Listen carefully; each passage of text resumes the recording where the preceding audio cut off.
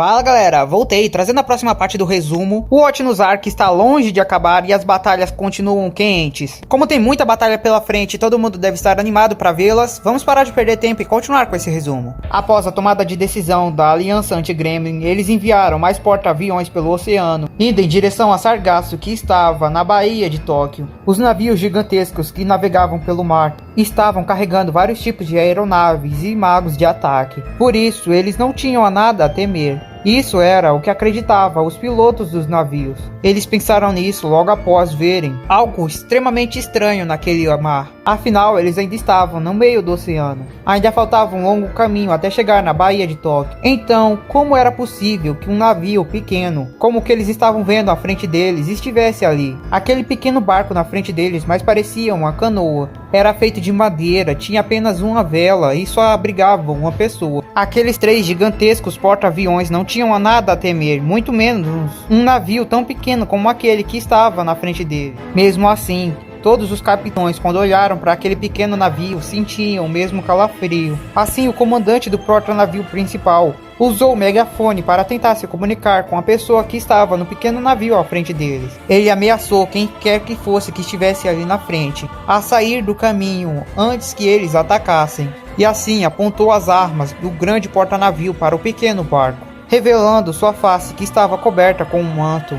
A jovem mulher fala: "Vocês podem ter armas para atacar piratas ou navios inimigos que viessem atacar, mas essas armas rudimentares realmente servem para serem usadas em uma bela dama?" A mulher falou em um tom baixo e calmo, mesmo assim todos que estavam nos navios conseguiram escutar. Era como se as palavras tivessem entrado diretamente em suas mentes, mas o capitão do navio apenas escutou aquilo como se estivesse o provocando. "Não temos tempo para perder com qualquer um que apareça. Atirem!" Na hora que o capitão falou isso, a mulher também conseguiu escutar suas palavras, mesmo que agora ele não estivesse falando no megafone. Na hora que um dos soldados iria apertar o botão para disparar os canhões na direção do pequeno barco, um fogo azul misterioso apareceu na frente do barco e um fogo vermelho apareceu na parte de trás.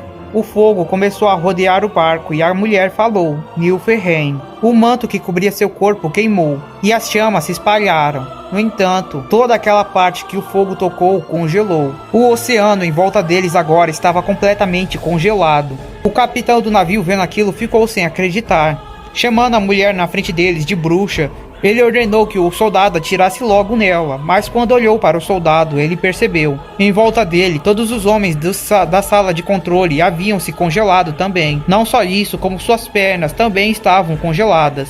E pouco a pouco, o resto de seu corpo também estava se congelando. O homem gritava porque sentia partes de seu corpo congelando devagar. A última parte a ser congelada foi sua cabeça e por isso ele sentiu cada pedaço de seu corpo se congelar. Lentamente ele sentiu sua própria morte e então morreu. Agora, sem nada cobrindo seu corpo, finalmente a visão da jovem foi mostrada. Ela possuía cabelos brancos e olhos vermelhos, uma pele extremamente pálida e uma roupa branca com algumas partes vermelhas. As partes vermelhas de sua roupa facilmente se destacavam por causa de sua aparência extremamente branca. Algumas partes vermelhas que mais chamavam a atenção eram suas roupas e seus olhos. No entanto, existiam outras. Em volta de seu corpo existiam algumas manchas vermelhas. Aquelas manchas eram obviamente manchas de sangue. Provavelmente a mulher estava utilizando o manto anterior para cobrir essas tais manchas. Após ver tudo em volta dela congelar, a garota novamente sentou. No entanto, ela foi abordada por outras 2 pessoas que se aproximaram do barco. Uma jovem branca coberta de sangue em um mundo de gelo. Realmente era assim que eu imaginava, a deusa do mundo dos mortos. "Então você recebeu ordens de Otnus para ficar aqui, impedindo que qualquer navio se aproximasse da Baía de Tóquio por esse lado?" "Em réu."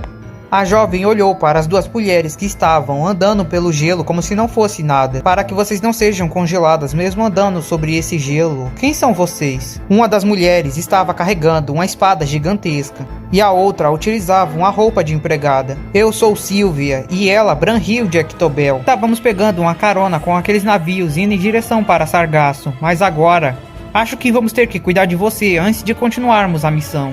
A garota se levantou e pisou no mar de gelo. Sylvia ficou animada. "Isso quer dizer que você já está pronta para batalhar?" "Sinceramente, isso é muito azar." Sylvia olhou para ela e ficou sem entender. "O que você quer dizer com isso?" Eu sinceramente imaginei que, como minha missão era apenas impedir que os barcos se aproximassem, eu não teria que batalhar. Eu realmente não gosto desse tipo de coisa. Mas infelizmente para mim, o nome de vocês estava na lista das pessoas que deveríamos matar se encontrássemos. Agora que vocês disseram o nome de vocês, eu não tenho outra escolha. Brunhilde vai em direção à garota com sua espada gigantesca. Esticando para o lado, ela usou a espada como se fosse partir a jovem em duas partes. A garota simplesmente levantou um pequeno guarda-chuva para cima e então cobriu sua cabeça. Brunhilde ficou sem entender a ação. Era como se ela estivesse com 100% de certeza que o golpe de Brunhilde não iria acertar. Mas ela ainda assim não parou e continuou. A espada ia na direção da garota. No entanto, um pilar de gelo gigantesco apareceu entre a espada e a garota. Sylvia, do outro lado, foi em direção, como se estivesse pronta para acertar a garota com um golpe também. Mas várias estacas de gelo apareceram e foram na direção de Sylvia. Sylvia facilmente conseguiu quebrar todos os pilares, mas mais apareciam. Chutando o pilar que estava entre a garota e ela, Brunhilde atacou a garota novamente, que havia se abaixado. Brunhilde continuou utilizando sua espada para tentar cortar a garota e desferiu vários golpes. No entanto, a garota facilmente se esquivava de todos. Brunhilde prestou atenção se ela estava conseguindo realmente acompanhar a velocidade dela, mas notou algo estranho. Os golpes de Brunhilde deveriam ser na velocidade do som, mas a garota não parecia ter esse tipo de velocidade. Na verdade, seu corpo delicado dificilmente deveria ter velocidade para se esquivar de ataques até na velocidade normal. Brunhilde estava pensando em como ela estava fazendo isso, mas foi quando percebeu. Não era que a garota era rápida, Brunhilde que estava extremamente lenta. Quanto mais os seus golpes se aproximavam da garota, mais lentos seus golpes ficavam. Uma aura fria emanava em volta do corpo de Hel, e tudo que se aproximava ficava lento, até mesmo os átomos, e os golpes de Brunhilde que percorriam a velocidade do som. Sylvia do chão arrancou um gigantesco pedaço de gelo, e então se preparou para lançar na direção de Brunhilde e de Hel que estavam lutando. Quando Brunhilde viu aquilo, ela gritou: "Você idiota, vai acabar me acertando também!" Mas Sylvia nem parou para pensar nisso. Só que antes que ela conseguisse largar a gigantesca esfera de gelo que havia arrancado do chão, a esfera derreteu e voltou à sua forma líquida, cobrindo Sylvia completamente. E então mais estacas de gelo apareceram, perfurando partes do corpo de Sylvia. Assim como a água que a cobria também se tornou gelo. Tentar usar gelo contra mim não é nada mais do que idiotice. Hel falava enquanto olhava para Sylvia. No entanto, aquela prisão de gelo ainda não era o suficiente para prender Sylvia, absorvendo os danos que havia recebido e transformando em poder. Sylvia quebra o gelo que aprendia, vai em alta velocidade para a direção de Hel e tenta chutar, mas novamente seu golpe fica lento à medida que se aproximava de Hel. A garota novamente facilmente se esquivou do ataque, e Sylvia ficou a encarando. Você pode mesmo julgar o ataque de alguém? Tudo que você fez agora é ficar se esquivando dos nossos ataques, mas nenhum dos seus fez grande coisa também. Hel, olhando para ela, falou: "Você tem razão. Eu já me cansei de ficar apenas se esquivando. Tá na hora de atacar de verdade." Brunhilde então segura a espada com mais força ainda, se preparando para o ataque da garota. Sylvia ficou encarando, pensando no que iria vir agora. Manifestação de Niflheim, versão completa. A garota apenas falou isso, e então tudo ao redor ficou frio e parado. Era como se o ar congelante que cercava a garota tivesse se espalhado por todo lugar ao redor.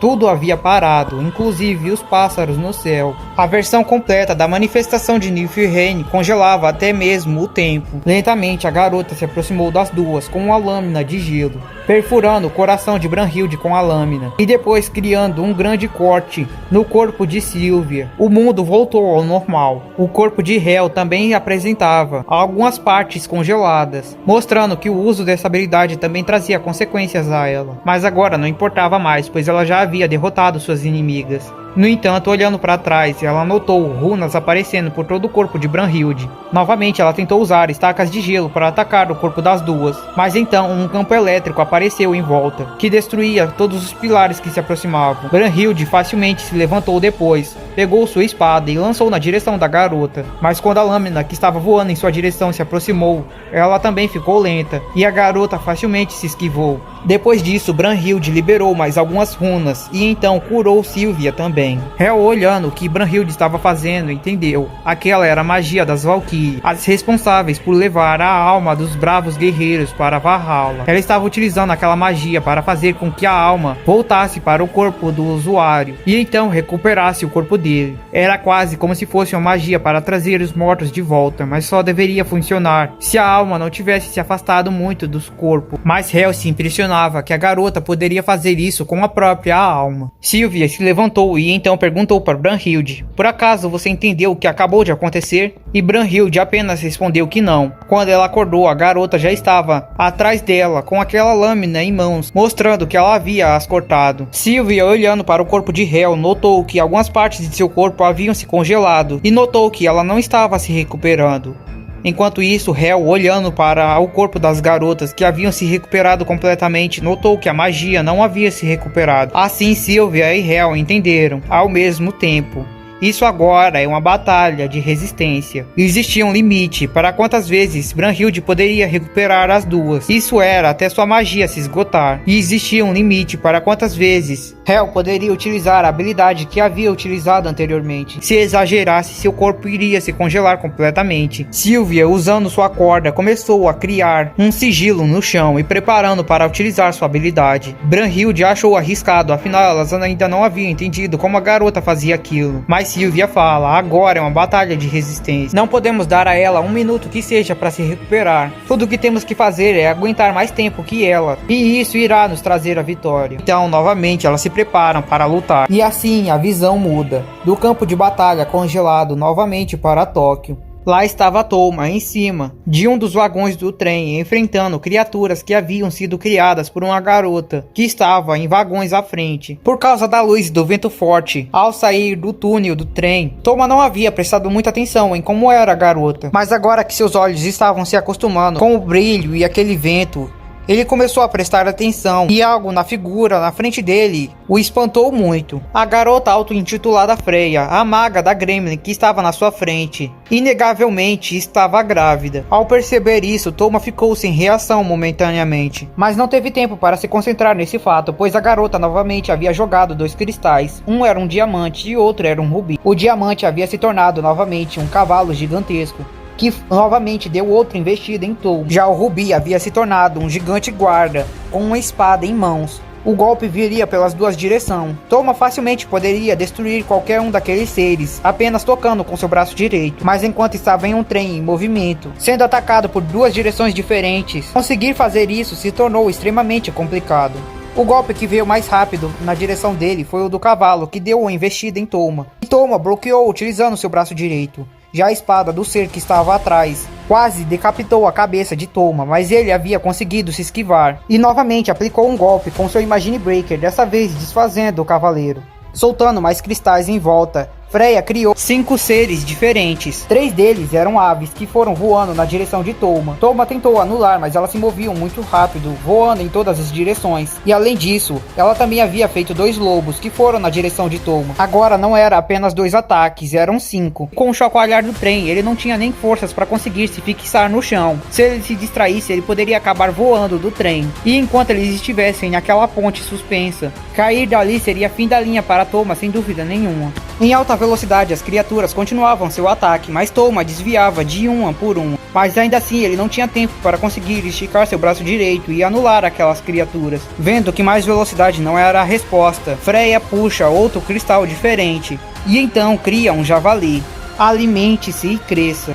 Após dizer isso, o javali começa a comer os lobos que estavam atacando Touma, enquanto ele ainda tinha que ficar se esquivando das aves. Após comer os lobos, o javali cresceu e ficou muito maior, até mesmo do que o cavalo que atacava Touma anteriormente. Ele já conseguia até mesmo abocanhar as aves que estavam no céu, e acabou ficando do tamanho de um muro gigantesco. Com esse tamanho, você não tem para onde se esquivar, a menos que pule do trem, mas isso só vai te levar até a morte certa. Touma pensou: tudo que eu tenho que fazer então é bloquear. Ele não tem como me atacar por outra direção além da frente. E assim ele colocou o braço direito para a frente e se preparou para a investida do javali. Freya riu, prevendo que era isso que ele iria fazer. O javali então deu um salto. Freya já sabia que ele iria fazer isso e estava se segurando. Mas Touma, que estava apenas se concentrando em bloquear o ataque, acabou sendo jogado para cima. E então o javali investiu. acertando em cheio a Touma. O javali continuou correndo, o levando para trás do trem. Desse jeito ele iria ser jogado para fora.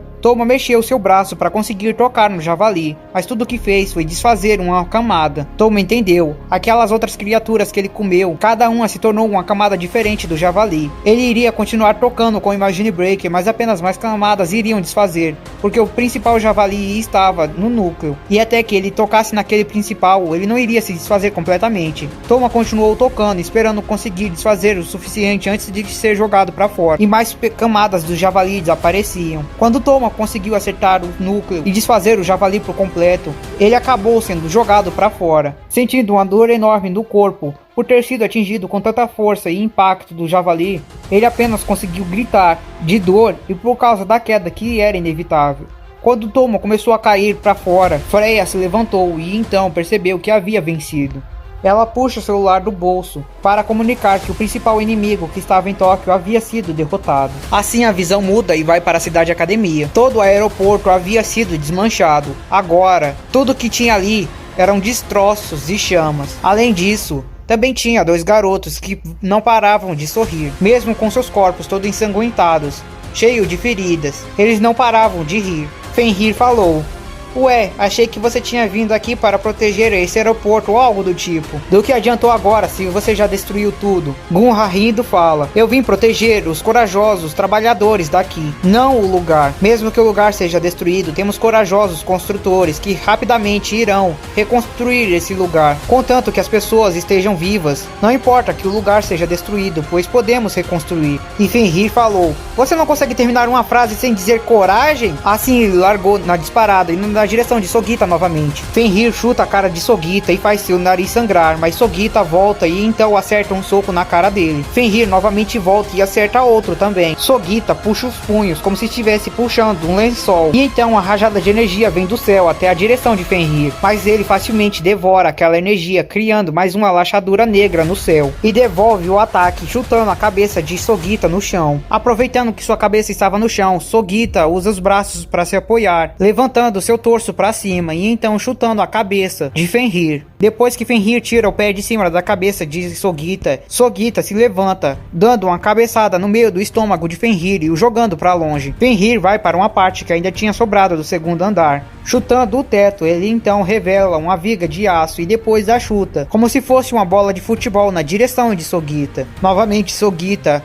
joga sua cabeça para trás e então acerta aquela viga que vinha na sua direção com a cabeça, a devolvendo com força total na direção de Fenrir. Fenrir tenta saltar para cima para se esquivar, mas Sogita, abaixando os braços, e grita Super Very, Pressure e Smash. E então uma pressão enorme é jogada em cima de Fenrir, evitando que ele consiga saltar para cima, e assim a viga acerta ele diretamente. Fenrir então começa a cair do segundo andar, e Sogita fala: "Eu aprendi algo com aquela sua técnica também. Lachaduras gostam de comer as coisas, não é?" Assim Sogita joga seus punhos para baixo da terra e divide o chão ao meio, criando uma lachadura enorme no concreto, bem onde Fenrir ia cair. Enquanto caía, Fenrir estava rindo muito com aquela batalha, porque achou ela extremamente divertida. Mas enquanto caía, ele também começou a pensar que já nem sabia mais quanto tempo havia se passado de batalha. Ele havia recebido uma ordem de Otnus, mas acabou preferindo ficar ali se divertindo a cumprir. Assim a feição de felicidade sai da face de Fenrir, que quando começa a cair pela lachadura no chão, soca a parede e usa como apoio para pular para cima. Sogita tenta fechar a lachadura antes que ele consiga saltar para fora, mas não foi rápido o suficiente. Quando Fenrir novamente volta para a frente de Sogita, ele fala que já tá na hora de acabar com a luta. Sogita rindo fala que concorda. Ele já confirmou que Fenrir era um homem corajoso e havia gostado muito desse desafio para ver qual dos dois era o mais corajoso. Fenrir dessa vez não riu nem falou mal da fala do garoto,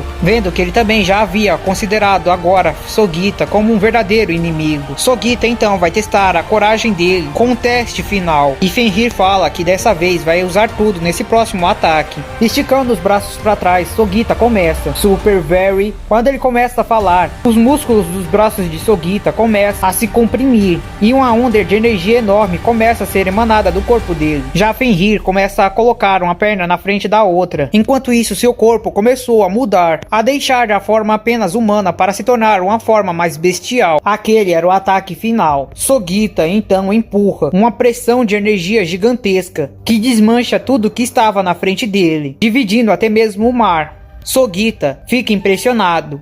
Um braço de Fenrir havia sido completamente destruído com o ataque de Sogita, mas ele continuou correndo, indo na direção direta de Sogita. Sogita estava impressionado com a coragem que aquele homem tinha de aguentar o ataque de frente de Sogita e ainda assim vir na direção dele. Isso realmente era a coragem de um bravo guerreiro. Fenrir então acertava um chute na cabeça de Sogita. Com esse chute ele levava a cabeça de Sogita ao chão e depois com o outro ele devolvia para o céu, acertando a cabeça por dois ângulos diferentes com toda a força. Ele fez com que o cérebro de Sogita chacoalhasse dentro do crânio, o que fez com que o garoto ficasse inconsciente. E assim a batalha acaba, com Fenrir vencendo. E ambos os guerreiros estavam com um enorme sorriso em seus rostos. Fenrir, olhando para Sogita, vendo aquele sorriso no rosto dele, fica se perguntando: isso é a cara de alguém que acabou de ser derrotado? Enquanto ele encarava, ele percebeu uma coisa.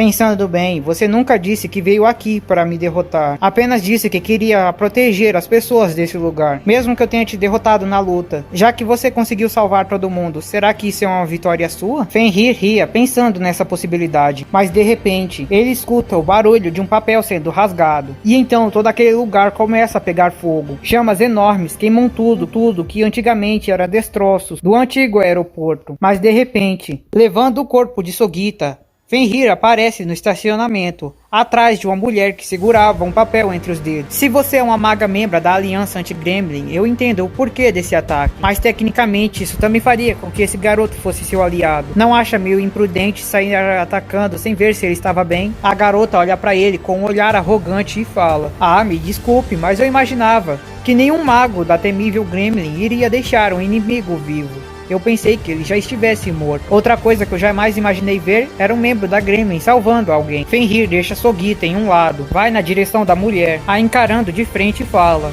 se você é meu inimigo atual, eu sinto que dessa vez sim eu vou acabar com as coisas bem rápido. A mulher fala: e o que te faz pensar assim? E Fenrir, rindo, diz: eu sinto que você não tem muita coragem. Assim a mulher, rasgando outro pedaço de papel de um pequeno objeto que carregava na outra mão, dispara uma rajada de vento cortante na direção de Fenrir, só avisando para depois não morrer, sem saber o nome da sua assassina. Eu sou a maga contratada pela Aliança Anti-Gremlin para impedir que você saia dessa cidade. Oriana Thompson. Fenrir, rindo, fala: esse também parece ser um nome que eu não vou precisar lembrar. Então ele sorri e abre a boca, e uma nova lachadura negra aparece, e a visão é trocada. Novamente voltamos para Tóquio. Freya estava ali, em pé, parada, enquanto o trem se movia. Ela estava falando no celular, confirmando a morte de Toma, e pesquisando qual seria seu próximo alvo.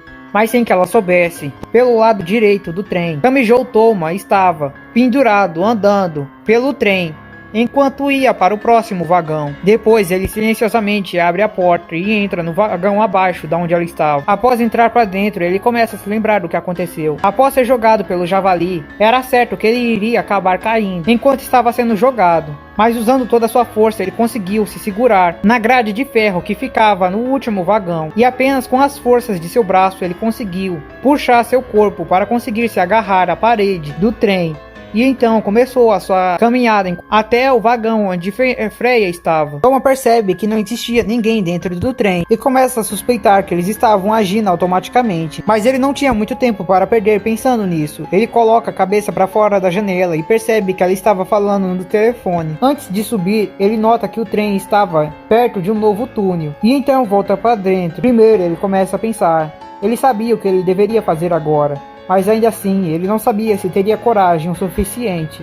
Mas não era hora de pensar nisso. Ele não podia fazer outra coisa. Ele tinha que derrotar a Gremlin, de um jeito ou de outro. Afinal, a vida de muitas pessoas correria perigo se ele não fizesse isso. Agora mesmo, se ele continuasse deixando Freya em Tóquio, era provável que muitas outras pessoas civis iriam morrer. Decidido então, Toma fecha os olhos e se prepara. No momento em que o trem entra dentro do túnel, Freya acaba ficando sem enxergar por causa da troca de luminosidade do espaço. Mas Toma já estava pronto para isso, por isso ele havia deixado os olhos fechados, para que os seus olhos se acostumassem mais rápido à escuridão do túnel. Assim ele começa a subir para o telhado do vagão, e enquanto Freya não conseguia o ver por causa da escuridão que o cercava, ele dá um chute nas pernas da garota, a derrubando, e o celular da mão de Freya acaba voando. Toma então se levanta com cuidado para não se esticar demais e acabar batendo no teto do túnel. Fecha seu punho, preparado para acertar Freya, que não estava preparada para o ataque. Eu vou deter a Gremlin. Assim ele começa a se aproximar de Freya, pronto para acertar o primeiro ataque nela, mas de repente ele nota uma estranha escritura na barriga da garota e depois escuta uma voz falando: "Não toque na minha mãe." Aquilo deu um calafrio tão grande em Toma, que fez com que ele ficasse totalmente sem reação a um novo cavaleiro feito de um diamante que ela havia tirado do bolso e o acertado com sua espada. Toma rolou para trás no vagão, com um corte agora no abdômen, mas ele nem tinha tempo para pensar na dor. Assim que eles saíram do túnel e a garota novamente se levantou, ele ficou prestando atenção. Quando ele começou a entender tudo o que estava acontecendo, ele realmente começou a pensar que ele poderia estar ficando louco. Na barriga daquela garota, as escrituras que haviam aparecido eram Freya. A energia mágica estava sendo emanada do útero da mulher. Em outras palavras, não era aquela mulher que ele encarava, que realmente era a maga Freya, mas sim a criança que ainda estava dentro da barriga da mãe. Quando ele pensou nessa possibilidade, ele realmente começou a pensar se ele não estava ficando louco. Freya, encarando ele, falou: "Realmente, eu não esperava que você tivesse sobrevivido àquilo." Mas Toma não deu ouvido àquilo. Ele não parava de pensar nessa possibilidade. Então ele não aguentou e falou: "Afinal, quem é você? Contra o que eu estou lutando?" E vendo aquela feição que Toma estava fazendo, a garota percebeu que ele havia descobrido a verdade. Como prêmio por ter sobrevivido àquilo, acho que tudo bem se eu contar. Agora estávamos vendo, há 2 anos atrás, uma jovem garota andava pela noite fria. Após chegar em um parque, ela se sentou em um banco. Enquanto chorava, ela lembrava de tudo o que havia acontecido. Sua família havia a expulsado de casa. Seus amigos a repreenderam e não quiseram mais saber dela. As pessoas em quem ela acreditava que poderia confiar traíram. Ainda assim, mesmo com os olhos cheios de lágrima, a garota sorria segurando sua barriga e falava que tudo ia ficar bem. Ela estava aqui. Ela não iria deixar que nada de ruim acontecesse com a pequena criança inocente que ela estava carregando em sua barriga. No mundo mágico, para uma pessoa utilizar magia, é necessário a refinação de sua alma até que se torne mana, um processo que normalmente leva 10 anos. No entanto, existem alguns prodígios que conseguem refinar sua mana em bem menos tempo. Lavinia, uma raridade entre as raridades, havia conseguido refinar sua mana em apenas 1 ano após seu nascimento, e por isso, com apenas 12 anos, ela já era uma das magas mais fortes de toda a Inglaterra ou de todo o mundo. E assim como existiam raridades que conseguiam esse domínio no campo mágico mais facilmente, existia raridades que fazia com que as pessoas fossem incapazes de utilizar magia. Aquela jovem mãe entrava nesse caso. Sua alma não poderia ser refinada. Se fosse, existia um grande risco de acabar se apagando. E por isso a menina já era vista como alguém desejada, alguém amaldiçoada em sua família de magos. Para piorar, a gravidez da garota foi algo aparentemente não muito bem visto. Até porque a criança havia sido concebida enquanto a mãe ainda era um adolescente. O que ninguém esperava é que a criança dentro da barriga dela fosse uma raridade totalmente anormal, até mesmo as raridades que existiam. Com poucos meses de vida, sua alma já havia sido completamente refinada, e por isso a criança já havia adquirido consciência. A criança dentro da barriga da mãe estava ciente do ódio que as pessoas tinham por ela, e como sua mãe sofreu por causa disso. Apesar de todo aquele sofrimento, a mãe dela continuou cuidando da criança, e nunca, por um único momento, odiou ela. Para aquela criança isso não fazia sentido. Era muito mais fácil ela apenas a abandonar, mas aquela mulher nem sequer pensava nessa possibilidade. Todas as noites ela contava histórias para ela, a tratava com carinho e até recitava um único feitiço que ela conhecia, um único feitiço que ela se esforçou em memorizar antes de sair de sua casa, um feitiço destinado a garantir a saúde de seu filho quando ele nascesse. A jovem mãe não sabia se iria conseguir se alimentar o suficiente para nutrir sua filha, por isso com esse feitiço ela esperava garantir os nutrientes ao filho, mesmo que fossem retiradas do seu próprio corpo. Para aquela criança em sua barriga, que não entendia nada do mundo. Já era óbvio, pela sensação que ela tinha de sentir o ódio das pessoas ao redor, o desprezo e o julgamento com quem elas encaravam aquela barriga, por causa de sua mãe ser uma jovem mãe. Mas ainda assim, para ela estava tudo bem, pois ela tinha um único ponto de luminoso naquele mundo escuro, que era sua gentil mãe. Infelizmente, um dia, enquanto a mulher saía de seu trabalho em um mercado noturno, ela acabou sendo atacada por alguém em uma estrada. O homem misterioso a jogou no chão e depois a chutou. Presumivelmente, aquele homem sabia sobre a gravidez da mulher e estava tentando fazer com que ela perdesse, mas a mulher segurava a sua barriga com força como se a quisesse proteger e continuava a recitar seu feitiço, se esforçando para conseguir a salvar, mesmo que isso custasse sua vida. Infelizmente, para aquela jovem mulher, não importasse o quanto ela recitasse aquele feitiço, jamais teria sucesso. Ela nunca conseguiria utilizar magia. O homem que estava a chutando não havia percebido, não até a chuva daquele lugar começar a levar o sangue para mais perto dele. Quando ele notou de onde estava saindo sangue, ele não conseguiu acreditar. Ele ficou em choque.